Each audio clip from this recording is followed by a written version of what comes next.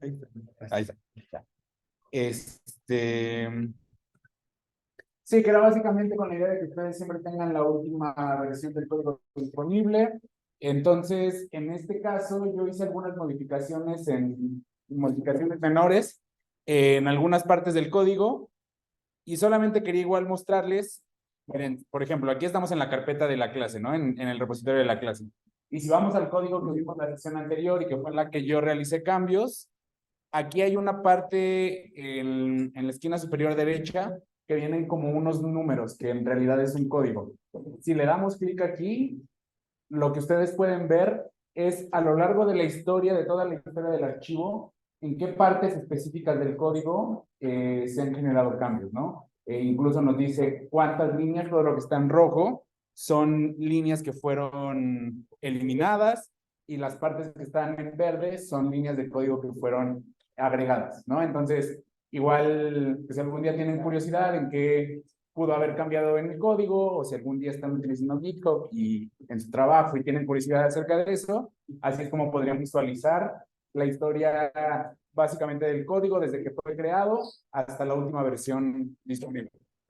¿Va?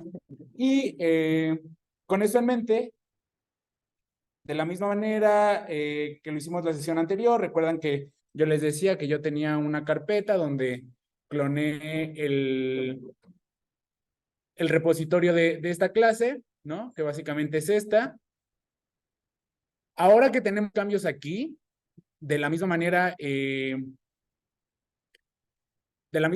lo hice en la sesión anterior, si yo abro esta carpeta, le doy aquí y lo abro en la terminal, ¿no? Que esto hablábamos que lo podían hacer igual manualmente. En los archivos de la clase están las instrucciones para que cambien manualmente la dirección de la terminal en la que están manipulando. Ahora que yo realicé cambios, y esto ustedes cuando tengan el repositorio en su compu, o si es que ya lo hicieron, cada que iniciemos una nueva clase y probablemente haya cambios en ciertas partes del código, lo que necesitan escribir aquí es git pull y eso hace que automáticamente todos los cambios que se realizaron en los archivos ahora estén en su repositorio local, ¿va? Entonces, esa es como una buena práctica. Si ustedes ya tienen el repositorio en sus computadoras personales, es una buena práctica que cada inicio de clase repliquen esto para que estén seguros que tienen la última versión de los archivos que nosotros creamos, ¿va? Y pues dicho eso, regresamos al código que estábamos trabajando la sesión anterior. Hablamos de que pues R es un lenguaje orientado a objetos y lo que eso significa.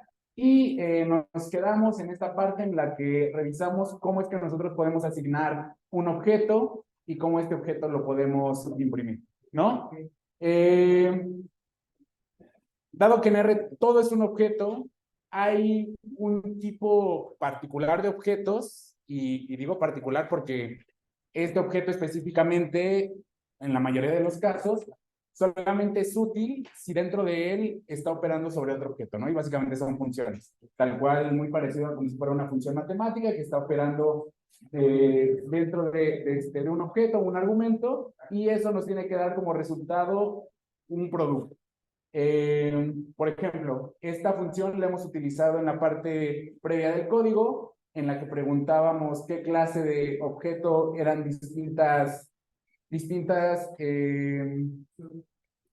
cosas que nosotros escribíamos. Por ejemplo, en este caso, si pregunto con esta función, ¿qué clase de objeto es esto? Pues nos dice que evidentemente es un objeto de tipo función, ¿no? Algo muy importante con las funciones, ahora pues estas son funciones muy básicas, pero en el futuro será más importante cuando necesitemos especificar lo que queremos que realice la función, es que hay argumentos, todo lo que ponemos dentro de la función lo llamaremos argumentos, ¿no? Hay un argumento, digamos, base, que es el objeto sobre el cual queremos que trabaje la función. Y hay algunos otros argumentos que si nosotros no los especificamos, R por default va a asumir algunos valores, ¿no? Por ejemplo, este es un caso, nosotros tenemos el número pi que nosotros nunca llamamos, si ustedes notan, nunca llamamos nada dentro de los objetos que tenemos acá. Nunca dijimos que pi era 3.1416. Este también es una de las palabras claves que yo les decía. Pi ya por default, R tiene entendido que se refiere a ese valor, sin que nosotros nombremos ese objeto, ¿no? Entonces, con round, básicamente lo que nosotros hacemos es redondear el número y noten, miren, aquí arriba tenemos round sin ningún otro argumento más que pi y nos dice que es 3.14. Abajo tenemos los argumentos que necesita round con esta función args. Lo que le estamos preguntando a R son los argumentos que esta función necesita. Y esta función de args nos sirve para cualquier función que nosotros ocupemos. El resultado que nos va a dar son los argumentos que esta función ocupa, ¿no? Y como pueden notar, básicamente el resultado que nos da es que necesitamos sobre esta función un argumento x, que es sobre el que va a trabajar round, y posteriormente tenemos el número de dígitos que vamos a ocupar. Si nosotros no ponemos nada más adicional, R va a asumir que el número de dígitos después del punto que nosotros ocupamos es 0. Entonces, si quitamos este coma 2, obtenemos 3, pero si nosotros no dejamos que R obvie este resultado y ponemos que queremos exactamente 2 números después del decimal, nos va a dar 3.14, ¿no? Entonces, esta es la idea con muchas funciones, que si nosotros no especificamos o no damos los argumentos suficientes para ser claros con lo que ocupamos, R va a obviar algunas cosas y nos va a dar algunos resultados que por default el sistema interpreta que nosotros necesitamos, ¿no? Algo que les había dicho igual la clase anterior era esta sintaxis que necesitamos para generar nuevos chunks de código, que prácticamente eran las 3 comillas, llave, R, etcétera. Afortunadamente en estas nuevas versiones de R, en realidad eso ya ni siquiera necesario escribirlo. Si por ejemplo aquí le presionamos insert y le pedimos un code block, solamente nos pregunta qué lenguaje queremos ocupar, le pedimos que sea de R, ¿no? Ok, ya aquí en automático inserta el código el bloque de código de R, ¿no? Entonces, ya ni siquiera es necesario que esa sintaxis la agreguemos, solo cada que necesiten agregar más código en un chunk distinto, usen esta lógica. Igual pueden agregar la sintaxis de las 3 comas, llave, R, etcétera, y funciona, ¿no? Pero creo que eso es mucho más fácil. Y aquí lo que les quería decir es que siempre que tengamos duda con alguna función acerca de cómo trabaja, hasta cierto punto a veces es necesario revisar documentación para saber exactamente a nivel matemático qué hace una función. Entonces, algo que nos puede ayudar con esto para tener la documentación que existe acerca de cada función, perdón, sí, de cada función o de cada paquetería que nosotros usemos, es la función help, ¿no? Siempre que nosotros necesitemos ayuda, por ejemplo, si damos help así sin ningún tipo de argumento,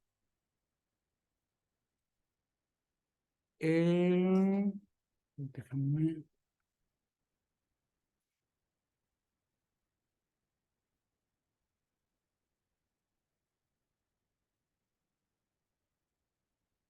Me lo pongo acá en la consola. Si ponemos help, pues básicamente lo que nos va a dar, de nuevo, asume que queremos ayuda sobre esta librería que viene cargada por default y nos da la documentación, ¿no? Pero, por ejemplo, si nosotros quisiéramos ayuda o la documentación sobre otra función que hemos utilizado o que viene en alguna librería, igual podemos hacerlo sin que help obvie lo que queremos. Y, por ejemplo, si aquí le damos help args, que les dije que era la función para obtener los argumentos que ocupamos, lo que nos va a dar es básicamente de este lado. Si notan en la esquina inferior derecha, ahí nos manda directamente a la documentación de esa función, ¿no? Y funciona exactamente igual si le pidiéramos ayuda, no solo sobre una función, sino sobre todo una librería, que justamente a continuación les voy a contar lo que es una librería, ¿va? Perdón, bueno, antes les voy a contar un poco acerca de operadores matemáticos, que pues aquí no hay gran cosa que decir, más que en algunos casos quizá la sintaxis que necesitamos para hacer operaciones matemáticas en R no es la más intuitiva, quizá. En la mayoría de los casos sí. Si nosotros queremos hacer una multiplicación, es con el asterisco, ¿no? Si queremos elevar una potencia, es con doble asterisco. Ese quizás sería el caso menos intuitivo, pero en general lo demás es muy intuitivo. Si queremos hacer una suma, basta utilizar el símbolo de suma, resta igual y división, básicamente diagonal, ¿no? Hay algunas funciones matemáticas que por default ya están creadas en R. Por ejemplo, cuando queremos obtener una raíz cuadrada, podemos utilizar esta SQRT y como producto nos va a dar la raíz cuadrada, algunas otras que igual pues pueden ser hasta cierto punto básicas, como tener la exponencial o el logaritmo, ¿no? Esta parte es quizá un poco tediosa, pero yo creo que es de las cosas más fundamentales que hay que aprender bien en R, porque a veces por no hacer una lógica correcta, principalmente ya cuando son cosas más complejas, acerca de no sé, agrupar bajo ciertas condiciones algún grupo que queramos ponerle etiquetas o algún join entre queries que nosotros queramos que tiene que funcionar de una forma muy precisa. Esto es muy importante en esos aspectos.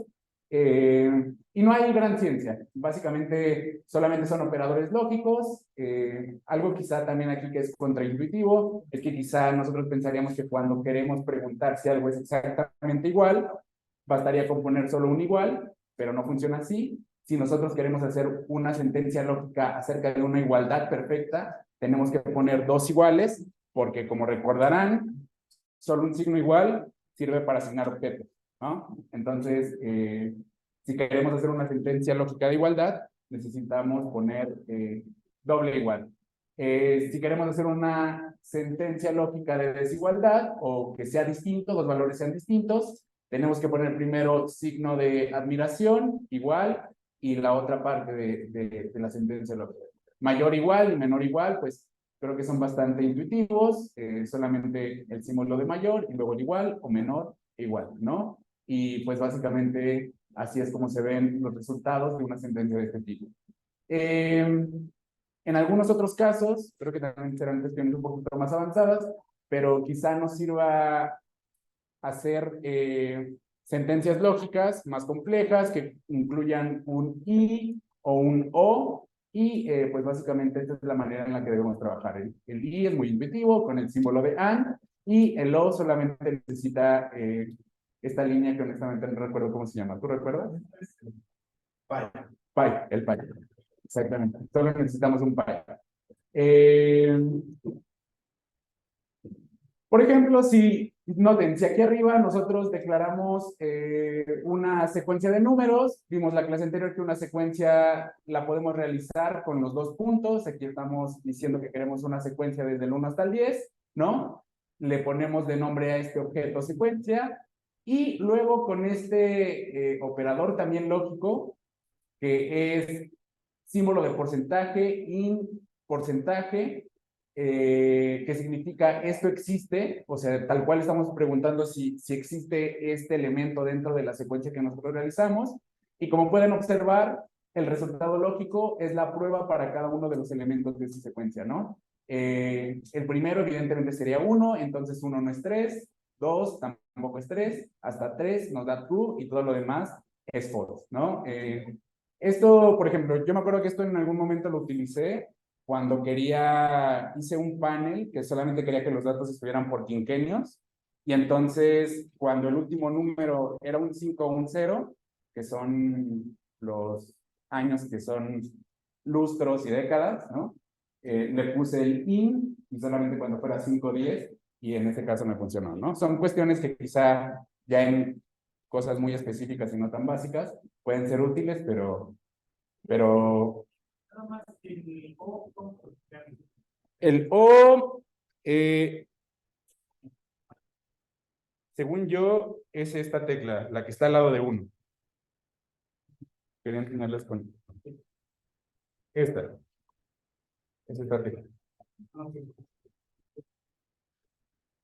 Así debes de poder teclear el Python, ¿va? Ese es el log, básicamente. ¿Alguna duda con esto de los operadores lógicos? Bien, va. Y pues digo, posteriormente esto también son como de las cuestiones muy básicas de R. Muy probablemente nosotros no los utilicemos ahora, igual les servirá para casos específicos. Pero si nosotros queremos hacer arreglos de datos de una dimensión, por ejemplo, esto podría ser si ustedes tienen un set de datos y solamente en alguna columna quieren filtrar datos que tengan A, B o C características, pues probablemente lo que podrían necesitar es hacer una lista de estas características y luego un filtro con lo que puse acá arriba, ¿no? Que esto exista dentro de alguna secuencia de datos, ¿no? Entonces, para eso, lo que necesitarían sería un arreglo de datos de una dimensión para poder hacer el vector de la característica que quieren buscar en su set de datos. Y en este caso, por ejemplo, les podría ser útil un vector o una lista. Hay una ligera diferencia entre los vectores y las listas en R. Los vectores se realizan con esta función que es solo C y paréntesis, que significa combine. Y estos vectores tienen la característica de que solo pueden agrupar datos de un solo tipo. Por ejemplo, nosotros aquí estamos haciendo una secuencia, le ponemos 1, 2, 3, y luego nuestro cuarto dato es una R, entre comillas, y si luego nosotros le preguntamos a R cuál es la clase de objeto de esta secuencia, nos va a decir que es un carácter, porque dado que dentro de esta secuencia de datos hay un carácter, es suficiente para que R asuma que todo lo demás son caracteres. Esta es la característica de los vectores, solamente podemos tener datos de un tipo. En el caso de las listas es distinto, podemos tener conjuntos de datos de diferente tipo, por ejemplo, aquí tenemos un string o un carácter, un elemento numérico y un elemento lógico.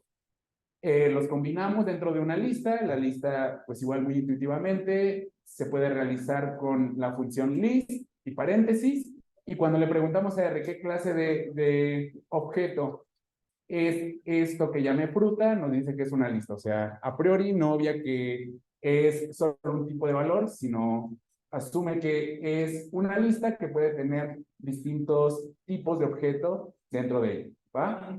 En la secuencia del mismo tipo, ajá, es de los reales, solo se puede hacer un tipo de de los que quieras, pero que sean del mismo tipo. O sea, podrían ser, por ejemplo, si tienes una secuencia 1, 2, 3, 4 y luego un número imaginario, va a asumir que todos son imaginarios y en la parte imaginaria todos los demás tendrían que ser cero. Porque ya ves que cuando haces un imaginario que lo puedes multiplicar por 1i, asume que lo otro lo estás multiplicando por que la parte imaginaria de los demás números son ceros, pero todo asume que serían imaginarios. Cambia el tipo de datos de todo lo que se puede cambiar, porque un imaginario no podrías cambiarlo a un real, ¿no? O sea, no habría manera de que esa parte imaginaria la pierdas. Entonces no lo puede cambiar a numérico. Pero los reales, dado que sí puede asumir que la parte imaginaria es cero, sí los puede asumir como imaginarios. Entonces, más o menos así trabaja R. Los datos que puede cambiar de tipo es al que finalmente en este vector va a asumir que son todos los datos, ¿va? Pero no haber sido tan confuso, pero sí. Dicho eso, generalmente, como ustedes se podrán imaginar, va a ser raro, como dije, que nosotros trabajemos con arreglos de datos de una sola dimensión. Generalmente vamos a estar trabajando con arreglos bidimensionales. Aquí la lógica es un poco similar. Si nosotros tenemos un arreglo bidimensional de un solo tipo de datos, pues generalmente con lo que vamos a estar trabajando es con una matriz, ¿no?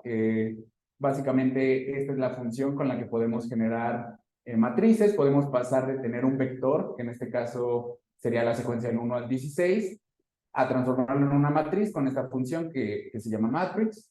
De nuevo, podemos dar argumentos o R puede obviar. Si nosotros damos como argumento que el número de columnas que necesitamos es 4, va a generar una matriz con estos datos que tenga exactamente 4 columnas, ¿no? Hay algunas funciones, R, como muchos lenguajes de programación, por default tienen muchas funciones para hacer cálculos lineales, ¿no? Entonces, por ejemplo, aquí si nosotros quisiéramos obtener la diagonal, una diagonal, una matriz de identidad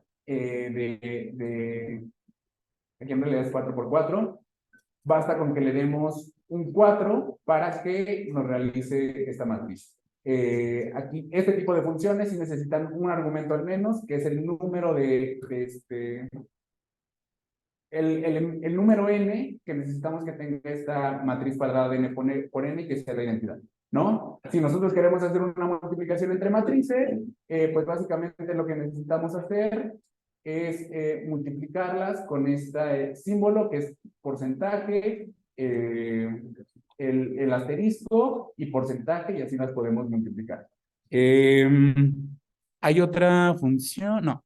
Esas son las que les presento aquí que pueden utilizar de álgebra lineal. Hay muchas más, pero pues solamente como para darles la idea de que si ustedes quisieran hacer álgebra lineal con R, hay muchos elementos ya por default cargados que ustedes pueden utilizar. Y también como a modo de familiarizarse con los data frames, que es el otro tipo de arreglos bidimensional, es el más popular. Todo el tiempo nosotros vamos a estar trabajando con data frames en esta clase, ¿sí? Al igual como esa diferencia entre el vector y la lista, como les decía, en la matriz solamente podemos tener un tipo de datos, y el data frame se acopla muy bien a lo que nosotros ocupamos, porque básicamente por cada columna podemos tener un tipo distinto de data, ¿no? Que es muy comúnmente lo que nosotros vamos a manejar. Una columna que sea un año o una fecha, otra columna que sea un número, otra columna que sea solamente una etiqueta, que en R se llama factores. Sobre la clase iremos viendo más acerca de eso, pero básicamente esos son los data frames. Hay algunos data frames que R ya tiene precargados, pues justamente cuando nosotros queremos probar algún algoritmo que realizamos o queremos probar algún enfoque acerca de cómo funcionarían ciertos datos, R ya tiene algunos set de datos precargados, ¿no? Por ejemplo, en este caso, estamos llamando este set de datos que se llama iris, que tiene un conjunto de datos acerca de información de flores, ¿no? Básicamente tenemos información acerca del tamaño de la flor, qué tan ancho es, el pétalo, características igual del pétalo y qué tipo de especies, qué tipo de especie es esta planta en cuestión, ¿no? Como ustedes pueden ver, este tipo de data frames que R tiene precargados, los podemos llamar de esta manera. En medio de la función data, llamamos el data frame que queremos llamar, este se llama iris. Con G lo que obtenemos es los 5 primeros datos. No, en R son los 10 primeros datos. En Python son los 5 primeros datos. Si nosotros damos head aquí, obtenemos, no, aquí son 6, miren. Los 6 primeros datos de este data frame, ¿no? Que pues básicamente lo que podamos observar es a grandes rasgos cómo se llama cada columna. Esto que está entre estos símbolos es el tipo de dato que obtenemos en cada uno de ellos, ¿no? Y eso es lo que nos arroja head. Siempre que nosotros queramos explorar el dataset que cargamos, vamos a utilizar head. Si damos la función class, nos va a decir, como lo podemos imaginar, que este tipo de objeto es un data. Después, si nosotros queremos obtener una columna específica dentro de nuestro dataset, lo que vamos a utilizar es este símbolo de moneda o de pesos. Si nosotros ponemos el data frame, este símbolo de pesos, y ponemos el nombre de una columna, lo que nos va a dar es esa columna, ¿no? Si solamente lo ponemos así, nos va a dar esa columna. Pero, por ejemplo, en este caso, si le aplicamos la función clase, como pueden ver, esta columna CPAD es un objeto de tipo numérico, pero la columna de especies es de tipo factor, que es un poco la idea que les decía. En el data frame podemos tener columnas que sean de distinto tipo, ¿no? Habrá algunas ocasiones en que las funciones de R se vean limitadas para lo que nosotros queremos realizar. Entonces, digo, muy probablemente después lo primero que van a buscar es una librería, pero si es algo muy específico que ustedes necesitan y no hay una librería que lo pueda realizar o no hay algo ya precargado en R que lo pueda realizar, lo que necesitarán hacer es una función propia, ¿no? Dentro de R tú puedes generar tus propias funciones. Por ejemplo, en este caso nosotros estamos generando una función muy sencilla, una función que saque raíces, porque si ustedes recuerdan teníamos esta función cargada por default para sacar raíces cuadradas, pero por ejemplo si nosotros quisiéramos una cúbica o lo que sea, una raíz de orden 4, pues probablemente nos sirve generar nuestra propia función, ¿no? Esta es la sintaxis para generar una función, muy intuitivo, utilizamos function, dentro de los paréntesis ponemos los argumentos que va a ocupar nuestra función, la misma idea de arriba, aquí estamos dando argumentos que se van a dar por obvios si no se pone nada más,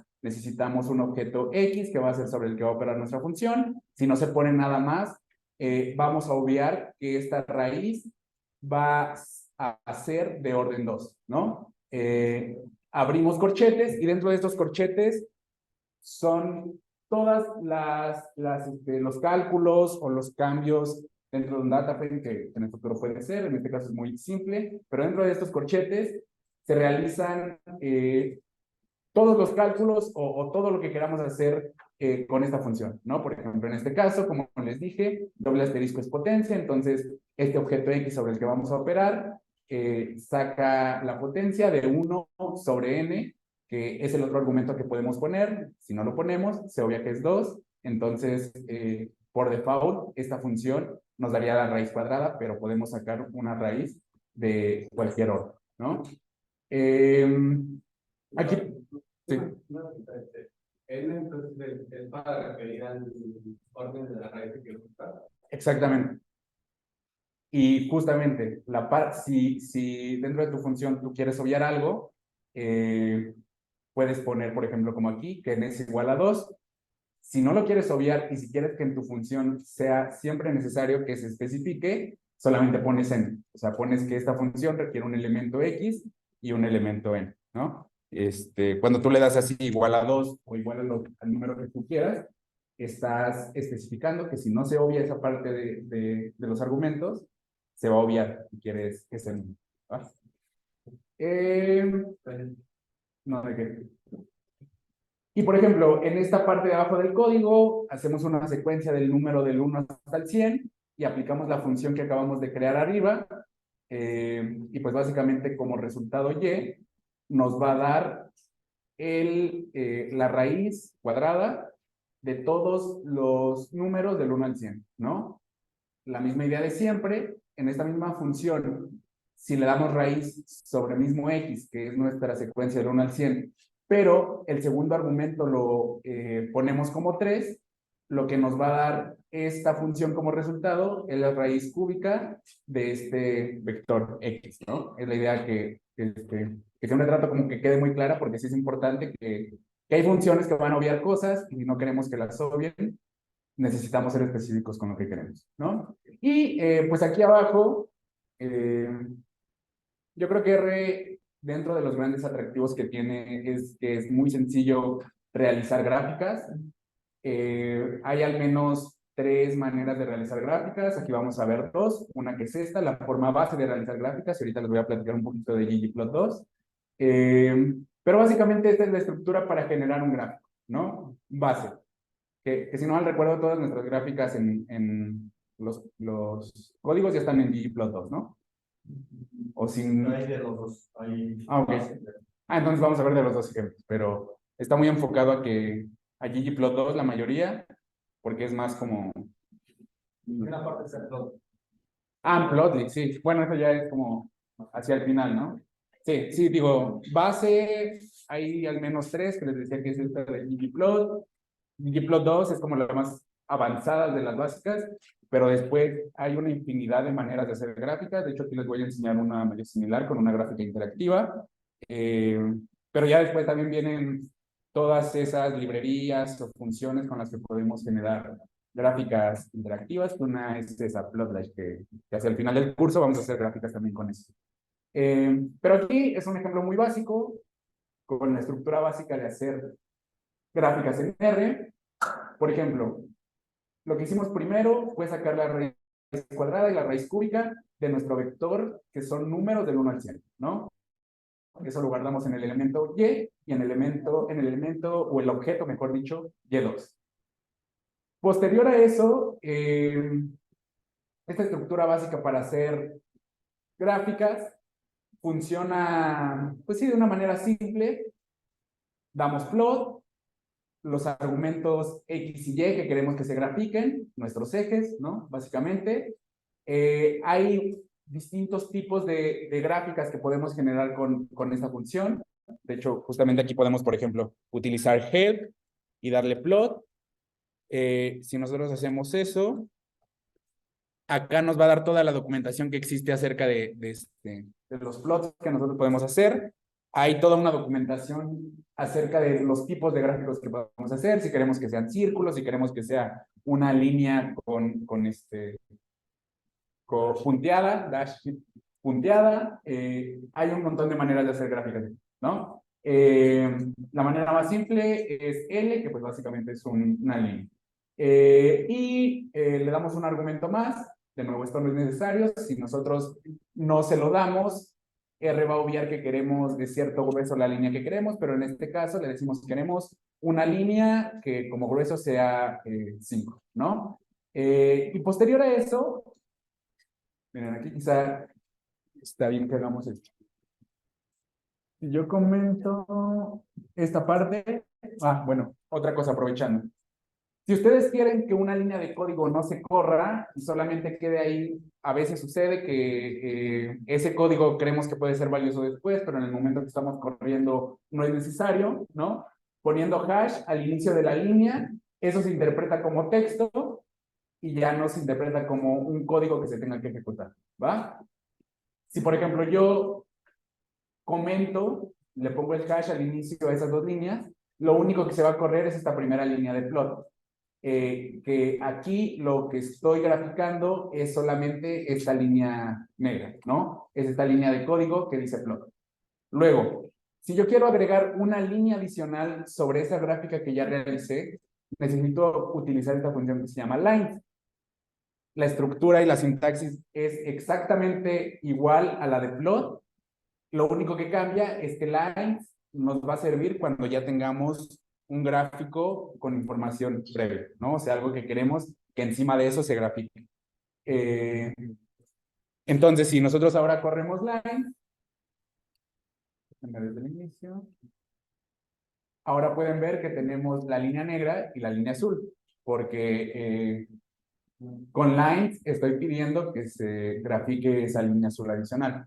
Y así con esa misma estructura nosotros podemos agregar pues básicamente la cantidad de líneas que queramos o algunos otros elementos estéticos dentro de nuestra gráfica, como el que yo voy a agregar aquí, que básicamente es una leyenda o unas etiquetas que dejen en claro a qué se refiere cada línea, ¿no?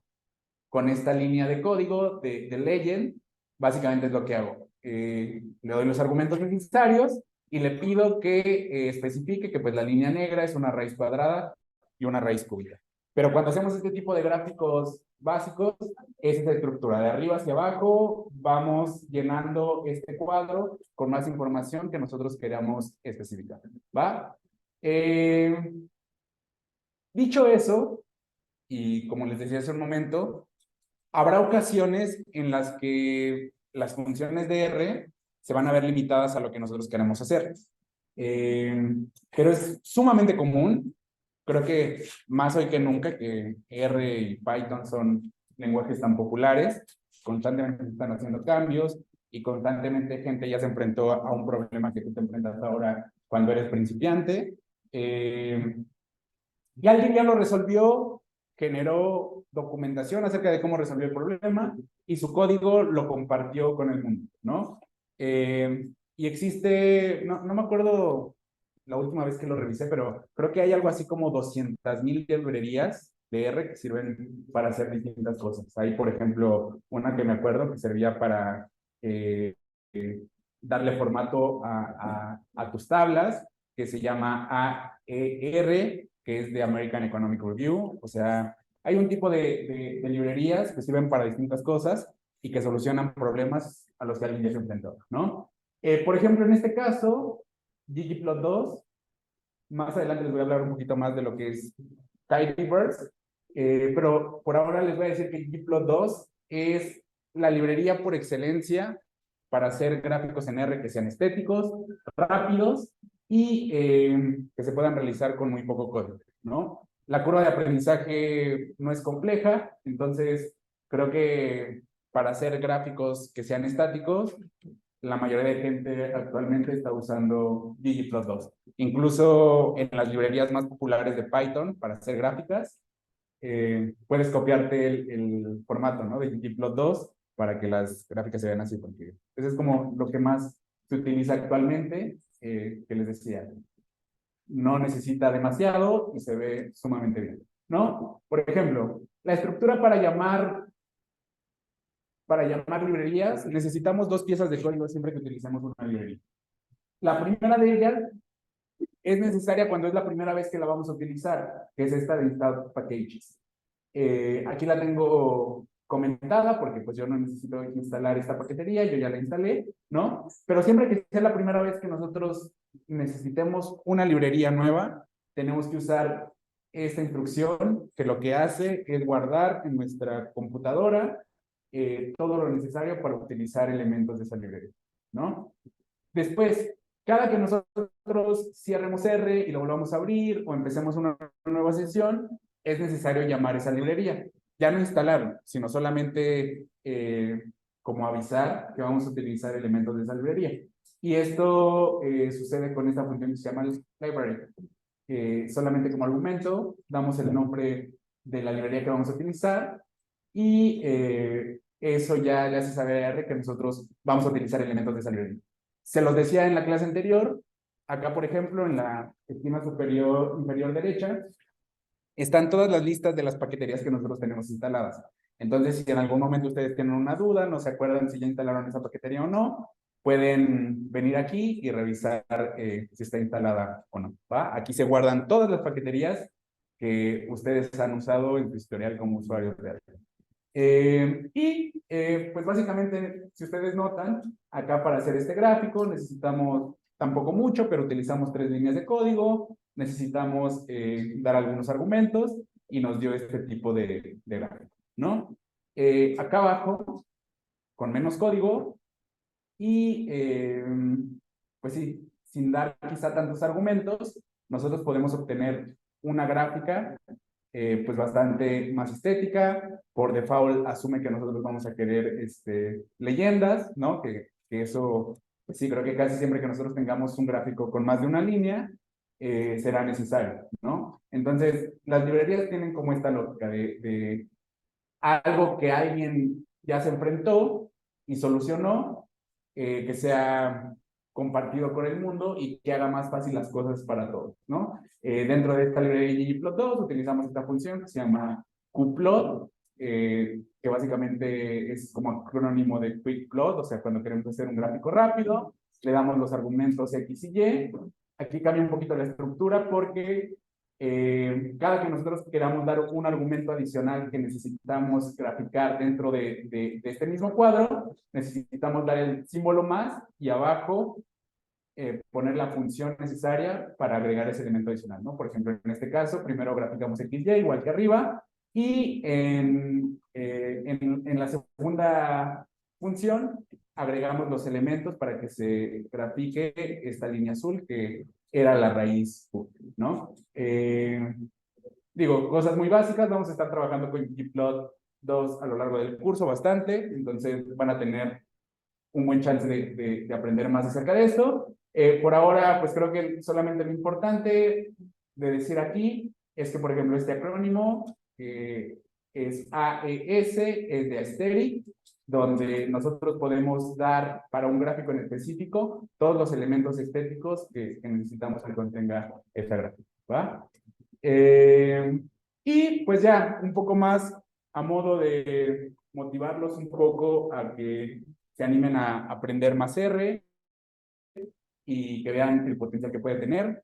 Creo yo, la verdad, que hay cosas muy específicas que pueden ser muy útiles. Por ejemplo, ahorita les voy a mostrar cómo automatizar algunos cuadros de regresiones, que creo que eso les puede servir mucho en sus trabajos de tesis, ¿no? Que a veces, como, no sé, creo que si no lo haces de esta manera, lo común sería que pues, quizá agarres como un Excel o hagas un cuadro en Word y pongas tus resultados con tus betas y etcétera, ¿no?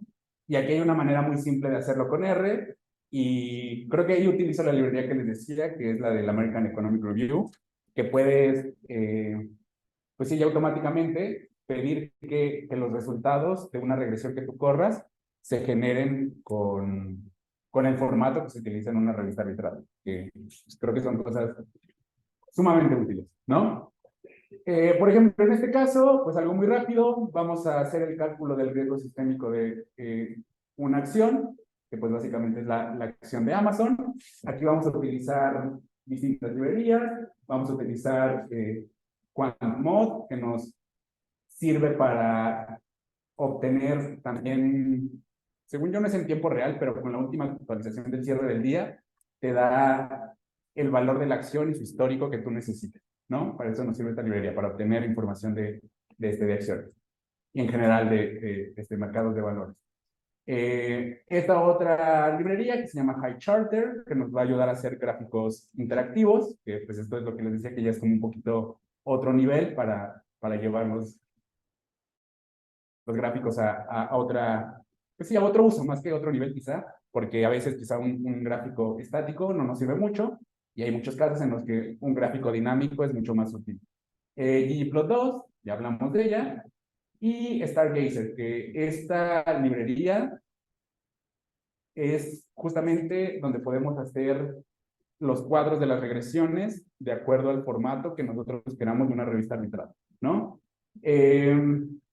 Aquí abajo, esto también lo vamos a ver más adelante en el futuro y se acordarán quizá, cuando nosotros queremos que nuestro código no lance warnings, podemos utilizar esto que es options get symbols.warnings y le ponemos que sea false.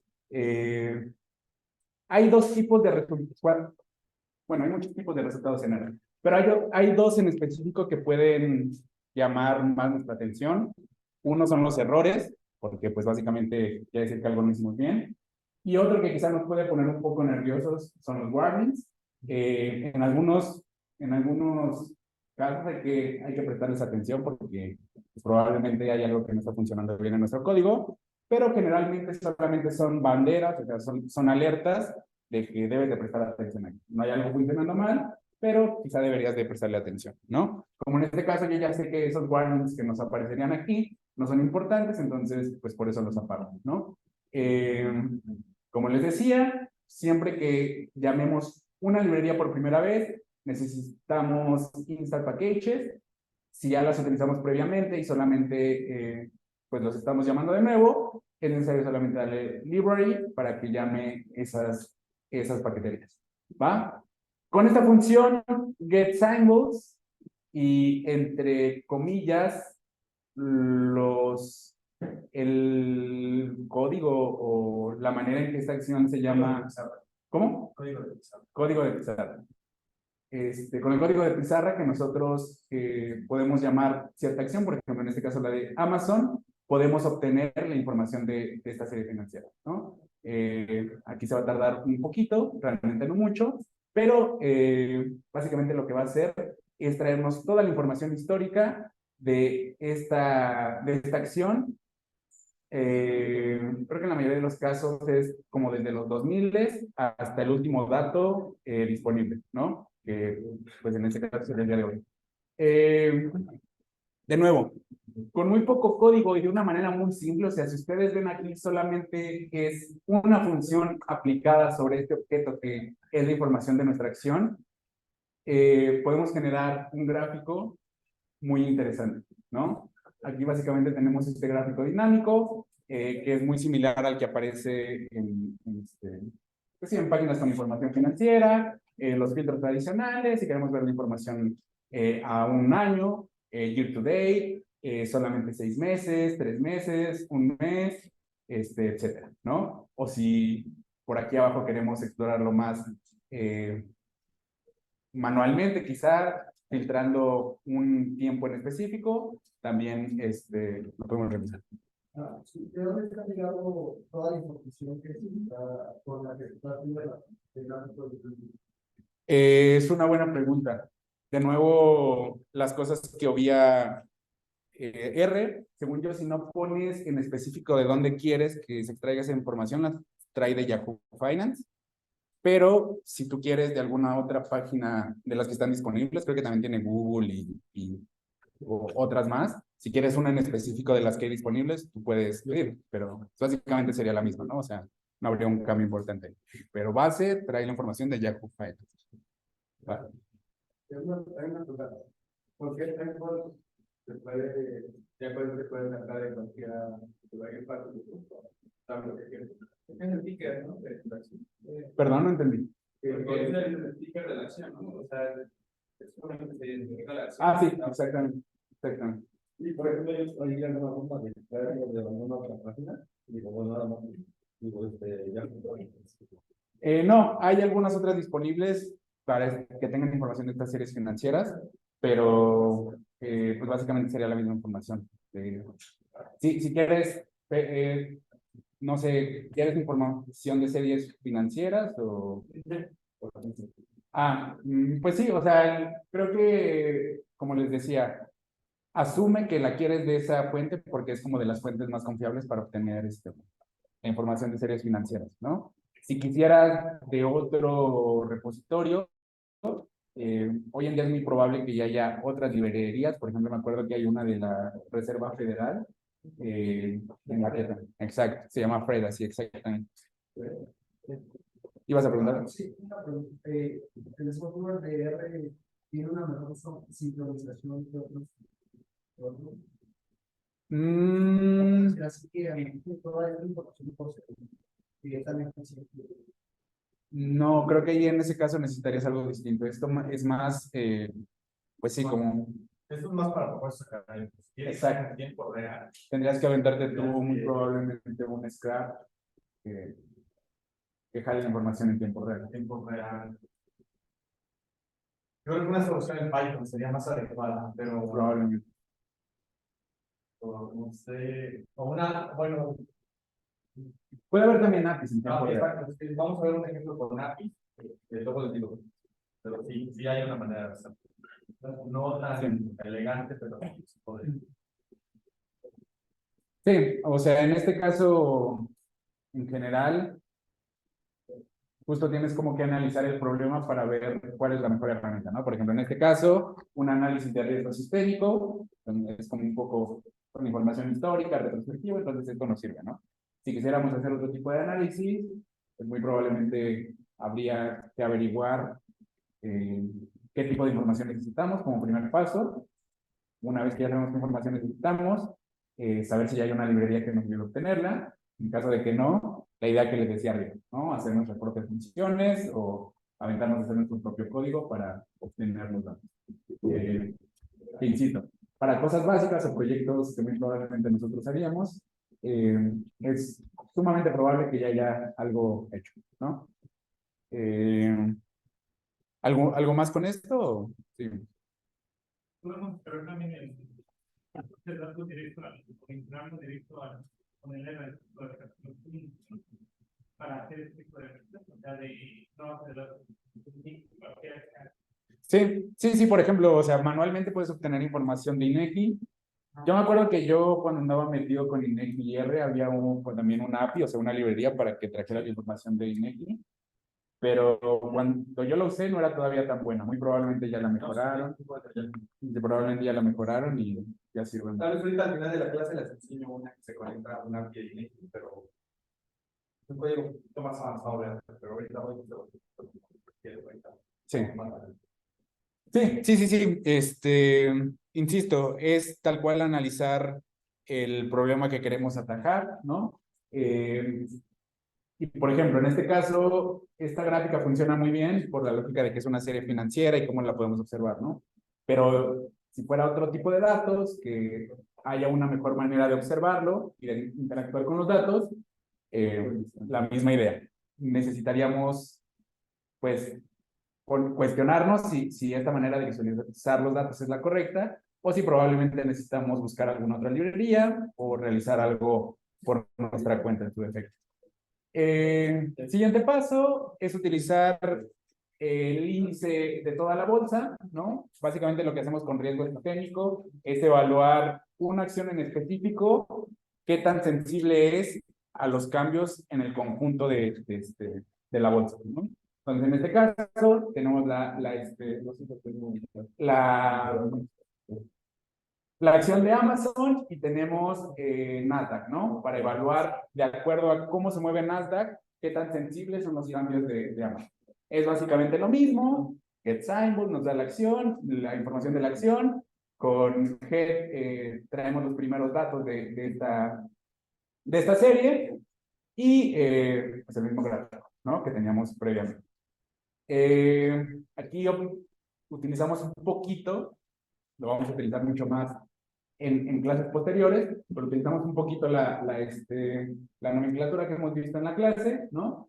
Estas series de diferencias que, como ustedes recordarán, por una formulita que vimos en alguna parte del curso, las series en diferencias básicamente son la resta de los logaritmos, ¿no? Entonces, utilizamos esta lógica para obtener las series en diferencias. Como les dije previamente, con log obtenemos los logaritmos de esta serie. De nuevo, el tema de la obviación de cosas. Si no le decimos a R qué tipo de logaritmo queremos, va a dar por default que queremos el logaritmo natural, ¿no? Entonces, si nosotros quisiéramos un logaritmo de otro orden, necesitaríamos especificar. Pero para fines de esto, el logaritmo natural funciona. Aquí corría este código, parece que en apariencia no generó nada, pero si ustedes notan en este lado derecho, donde habíamos dicho que se encontraban todos los objetos que nosotros creamos, ya se encuentran ahí guardados nuestros objetos, que son las series en diferencia, ¿no?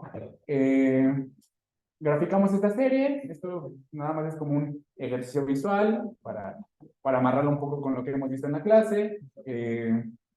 Pues aquí, no sé, en el futuro, quizá ya al final de la clase podremos ver que hay algunos clústeres de volatilidad, seremos quizá capaces de determinar medio a simple vista si es una serie estacionaria o no. Hay algunos temas aún por discutir en la clase, pero pues aquí tenemos nuestra serie en diferencia, ¿no?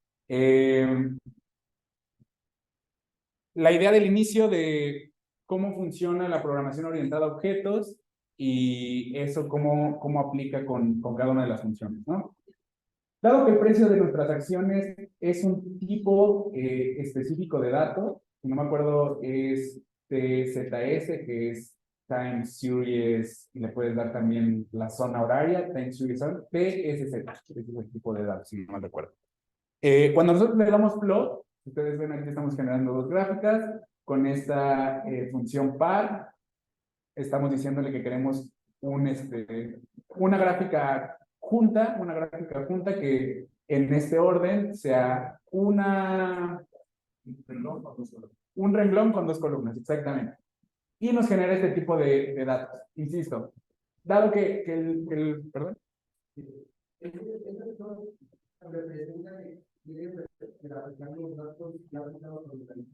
Ajá, exacto. Son nuestras series en diferentes.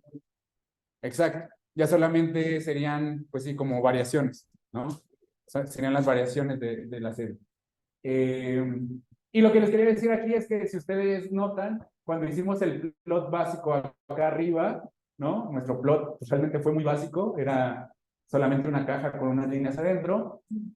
Pero en este caso, como el precio de las series es un tipo específico de dato, a la hora de aplicar plot, nos da estos gráficos más elaborados. Y esa es la lógica de que, dependiendo de las características que tenga nuestro objeto, es cómo una función puede aplicar en él, ¿no? Como este es un tipo de dato de series de tiempo, cuando le damos plot, no solamente grafica una línea muy simple, sino lo grafica como R interpreta que una serie de tiempo se visualiza mejor, ¿va?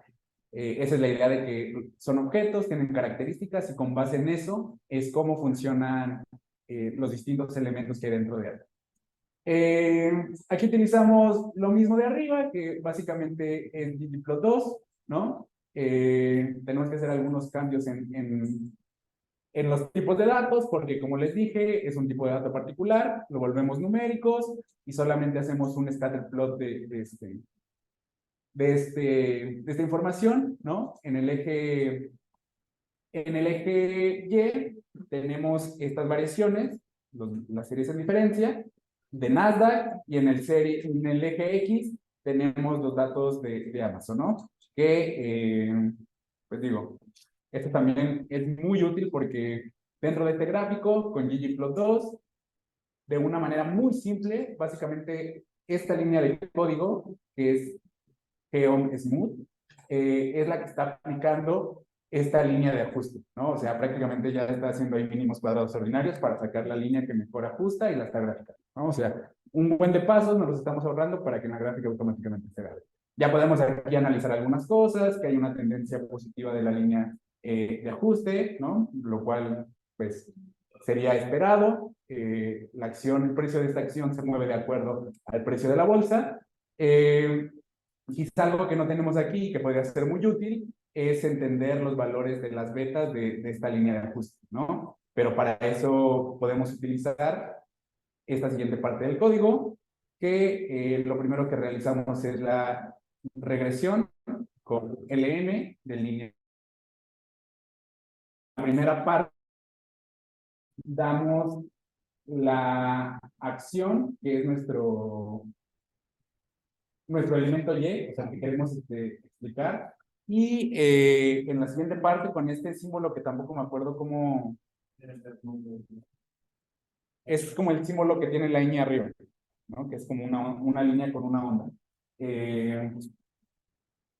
Del otro lado de ese símbolo, damos nuestro regresor, ¿no? Que más o menos como se interpreta esta relación es la parte que está en la izquierda es lo que queremos explicar dado lo que está a la derecha, ¿no? O sea, la serie de Amazon la queremos explicar dado los movimientos o las variaciones que tiene la serie de Nasdaq, ¿no?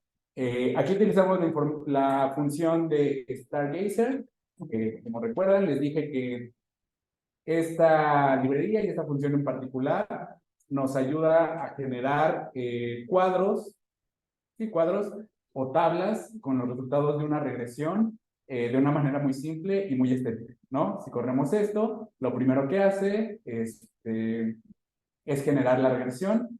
Aquí les decía que... creo que es por esto. Ahí les decía, un warning no necesariamente es que algo esté mal, sino hay que poner atención. Aquí, como yo le puse type HTML, lo que está haciendo es, de los resultados de esa regresión, generarme código HTML para que yo lo pueda meter en un HTML y ahí se visualice la información, ¿no? Pero si no le doy HTML, según yo sí debe funcionar. Bueno, aquí no es tan... ¿Cómo? Ajá, me lo da en late. Aquí no se ve tan bien. Déjenme abro el HTML para que lo vean, porque como lo está compilando, quizá no es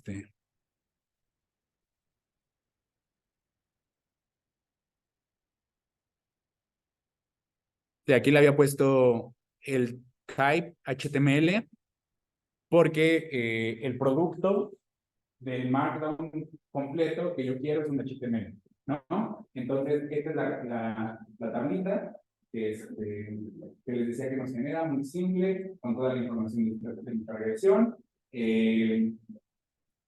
Nos genera igual con una lógica que nosotros siempre nos puede ser muy útil, esta lógica de los asteriscos, de acuerdo a la validez estadística de cada una de nuestras vetas. Por ejemplo, la constante es cercana a 0, con un nivel de significancia pues, de 95%, entonces la podríamos aceptar.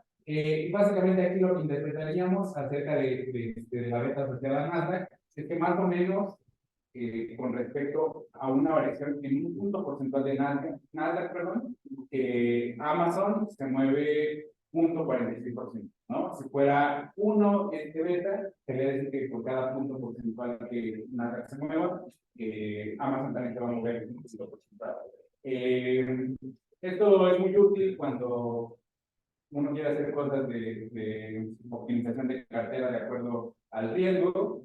Y bueno, o sea, principalmente más allá de la explicación del análisis, etcétera, lo que quería mostrarles era cómo en un pedazo muy corto de código podemos hacer análisis, pues sí, de muy alta escala o con datos complejos en R, ¿no? Ya para terminar, porque ya andamos sobre tiempo, solamente les quería mostrar que otra de las cosas que puede hacer R, si vieron cuando le quité el type HTML, lo que hizo fue igual producir otro tipo de código, que eso es cuando nosotros, por ejemplo, queremos hacer algo que queramos llevar a LaTeX, eso puede funcionar. Por ejemplo, aquí hay una presentación, ¿no? Que este código lo genera R cuando yo al Markdown, esa es otra cosa que les tengo que mostrar. Acá arriba en la parte de mi, para tejer el notebook, hay distintos formatos que nosotros podemos pedir, ¿no? Que sea un HTML, que sea un PDF o que sea un Word. Cuando damos clic aquí, comienza a compilar todo el código y nos da como producto alguno de estos tres archivos. Les decía, para su tesis o para muchos otros proyectos, hacerlo en LaTeX les puede ser de mucha ayuda. Por ejemplo, este es el formato que nosotros usamos generalmente para las presentaciones de la clase, que si no me recuerdo es de Cambridge, ¿no? Entonces, también pueden hacer presentaciones muy estéticas solamente utilizando R y teniendo un compilador de LaTeX. Si no tienen un compilador de LaTeX en su computadora, pueden traerlo aquí a Overly y realizarlo. Yo, por ejemplo, hay una librería que se llama CV de Curriculum Vitae en R, y pues también puedes ahí realizar tu currículum y tiene distintas funcionalidades que hace que, pues de manera muy simple puedas tener algo que ahí medianamente se vea bien, ¿no? Y pues ya, creo que básicamente con eso cerramos la introducción. Esta última parte quería que fuera más, pues un motivante para que vieran el músculo de R.